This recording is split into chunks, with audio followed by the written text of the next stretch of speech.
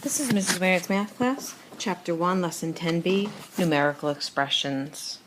Our learning target: by the end of the lesson, you should confidently be able to say, I can use a numerical expression to describe a situation. And before we begin, we have some vocabulary. And if we're going to use a numerical expression to describe a situation, we do need to remind ourselves what exactly a numerical expression is. So a numerical expression is a mathematical phrase that has numbers and operations, but does not have an equal sign nor an answer. So it's a mathematical problem, no equal sign, no answer. Our next phrase is number sentence. So what's the difference between a numerical expression and a number sentence? Well, a number sentence is a mathematical sentence that has numbers, operations, an equal sign, and an answer. So a number sentence is what we're more used to thinking about. You have a math problem and you have an equal sign and an answer. A numerical expression is simply just the math problem. That's what we'll be working on today. So think about that.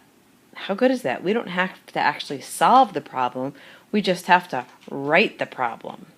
Let's check it out. For number 1, I have the problem that says Tyler caught 15 small bass and his dad caught 12 small bass in their town's annual bass tournament.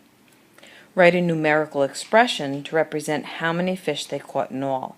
So it doesn't ask me to solve a problem, therefore there's no question mark at the end. It simply tells me to write a numerical expression. I need to write the problem without solving it. Even though there's no question mark at the end, there is an asking word that tells me what to do. How many fish they caught in all. I'm looking for how many fish they caught in all, so I have to find the problem that would help me get that information. I know in all is a keyword that tells me I need to add. Let's go back and see the facts that I have in the question. Tyler caught 15 small bass.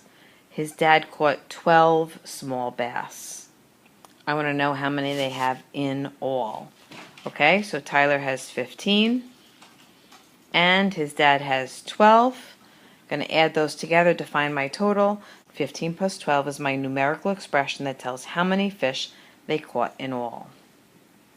Please stop the video and complete worksheet number 1 right now. Remember, you're not solving it, you're not putting an equal sign, you're simply writing a numerical expression. Question number 2, John went fishing for 2 days. Each day he put $12 in his pocket. At the end of each day he had $7 left. Write a numerical expression to represent how much money John spent by the end of the trip. All I'm writing here is a numerical expression. I'm not solving. What is my numerical expression gonna find if I did solve it? How much money John spent at the end of the trip. What do we know? Well, we know that John went fishing for 2 days. We know that each and every day he put $12 in his pocket. We know at the very end of each and every day he had $7 left. What am I looking for here? I'm looking for how much he spent at the end of the trip. Well, I know his trip was for 2 days, so let's see if I can figure out how much he spent each day. So each day I know he puts $12 in his pocket, so I'll start with my 12. I also know that at the end of each day he only had $7 left. So if I take the 12 that he started with and I subtract $7, that should tell me how much money he spent at the end of each day. I'll put that in parentheses to solve that first to get my daily total of what he spent. I know he went fishing and did the same thing for 2 days. So if you do the same thing over and over again, we multiply. So I'll say this times 2. This is my numerical expression. $12 minus $7 will tell me how much he spent each day, I should say, times 2 because he did it for 2 days in a row. Please stop and complete worksheet number 2. Remember, you're just writing a numerical expression, you're not solving. And here's number 3. Kim has $20 to spend on a fishing trip. She spends $12 on a fishing pole, and then she finds $3. Write a numerical expression to represent how much money Kim has now. Okay? So, what was my numerical expression without solving the problem going to find out? How much money Kim has now. What do I know? I know Kim has $20. I know that she spends $12 on a fishing pole. and I know that she finds $3. So to figure out how much money she has now, I'm going to focus on how much money she started with to spend on her trip. So she has $20 to spend on her trip, so I'll write down my $20. I know she spends $12, and when you spend money, are you getting extra money or are you losing money? You're losing money, so that will be a subtraction, minus the $12. I know she finds $3, and when you find $3, are you getting money or are you losing money? Well, yeah, when you find money, you're getting money, so I'll add that $3 on. And this is my numerical expression. She starts with 20. She spends 12 on a fishing pole, so we take that away. She finds $3, so we add that on, and this will tell how much money Kim has now. Please stop and complete worksheet number 3. Again, you're just writing the numerical expression, no equal sign, and no answer. Number 4 is a little bit different. It's a multiple choice problem. And just like you've learned with ELA, when you have multiple choice questions, very often it's better to figure out what you think the answer is and then go look at your choices. And that's the way I like to tackle multiple choice. So number 4 says, circle the numerical expression that matches the words. Terry had 22 worms. She gave 6 worms to Susie and 5 worms to Jamie. So what do I know? I know that Terry has 22 worms. I know that she gives 6 worms to Susie and she gives 5 worms to Jamie. So first I'll solve that on my own right here. She has 22 worms. I'll write to my 22. She gave 6 worms to Susie. When you give something away, do you have more or do you have less after you're done? You have less, so you're taking them away. The ones that you're giving away, you're taking away, which is subtraction. So we'll say 22 minus 6. And she gives 5 worms to Jamie. When she gives 5 worms to Jamie, does she have more? Is she adding them? Or does she have less? Is she taking some away? She's taking some away, so that's going to be subtraction as well. Minus 5. Let's look at our choices and I see if we have 22 minus 6 minus 5. A is 22 minus 6 plus 5, and B is 6 plus 5, and you subtract that from 22. I don't see my answer at all. So I'll ask myself the question, now that I've walked through the problem and thought it out, which choice makes sense? So let's take a look at choice A. It starts with 22, and I agree with that. We take away 6, and she gave 6 worms to Susie, so I agree with that as well.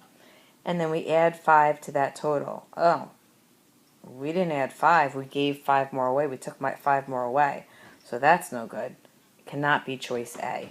Let's cross that out. Let's take a look at choice B. Choice B says we have 22 worms. I agree with that. And then we give away 6 plus 5. Well, she gave away 6. And she also gave away 5. So could we solve 6 plus 5 and find the total? Sure. I could find the total number that she gave away first. And then I can subtract that from 22. So that makes sense. I can figure out how many she gave to Susie and Jamie all together and subtract that from 22. So B is my correct answer. Please stop and do worksheet number 4. And question number 5 is yet another way that you might have to solve a problem like this. It's kind of backwards. It says write words to match the expression. So they give you an expression, you have to write a word problem that goes along with it. So what do I have here? I have in parentheses $5 plus $2. I know I have to solve what's in parentheses first. So my problem is going to have something to do with adding together $5 and $2. And then that whole thing gets multiplied by 4. So I have to do that 4 times. It's money. Let me think about money. Well, money reminds me of when I was younger and my allowance. And my brother always got more allowance than I did because he was older than I was. So why don't we do this? Why don't we say that Billy gets $5 for allowance each week. So we know it happens every single week for him. and Jill, that's me, gets $2 for allowance each week. Okay, so that's the $5 and the $2. It happens every week, and I want it to happen for how long? 4 weeks. So my question will be, how much money do Billy and Jill get together at the end